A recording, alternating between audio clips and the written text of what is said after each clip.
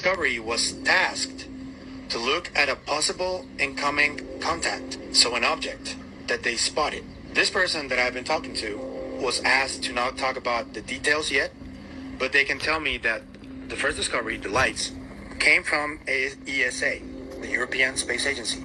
The other one is coming from the USA Canadian team, also from James Webb though, but they're the ones leading this investigation. It was tasked from either the NSA or the DoD.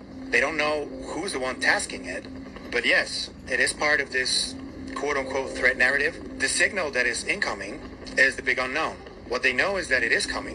What they don't know is what the hell it is. I am trying to get people from Congress, either Congress people or staffers, to give me an official quote. Another detail that was given to this person that I'm talking to is that this object is making moves, breaking moves, and course-correcting moves. So that means that it is not a natural satellite.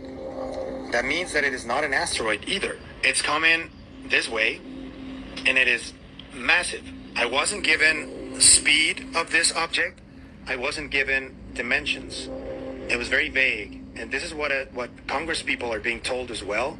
But there is another nugget of information that they're being told, which is the reason they are doing these unclassified briefings, because apparently there is some level of urgency. That doesn't mean that it's a threat, but it needs to be looked at and it needs to be studied. Elizondo is already talking about it. Matt Ford is already talking about it. I know that more people are going to start coming forward with it over the next 10 days or so. Congress people are being briefed about it as we speak. How confident are you that it's true that there is an object detected by James Webb that's headed towards Earth that is massive? Like how confident are you in that, not in that information you got from your source? More than confident, it's like I'm weary that this information is being passed around.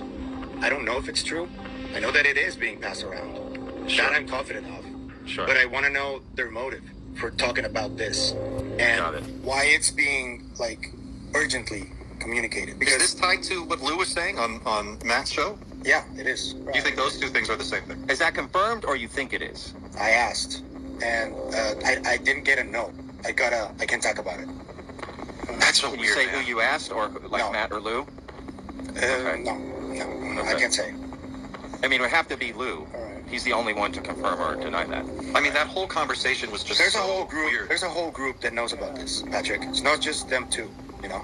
Yeah, there have been some significant rumors of events regarding UAP that may occur within, like 10 years or so. I don't know if it's something coming or a natural disaster. You hear of something big coming down the pike. Have you heard of these claims? And if so, do you have any idea what it may be? Yes, I've heard of them. Yes, I'm aware of them, and I'm not able to have that conversation. Got it. It's not my conversation to have, but I'm aware of it.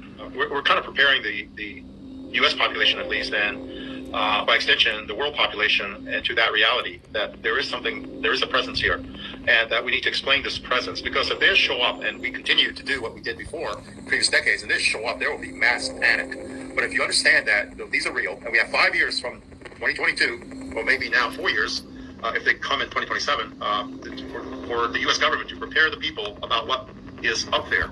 And in many ways, I think the word got out within the government that they're showing up in 2027, and we better be prepared. And if not, there's going to be a lot of explaining to do.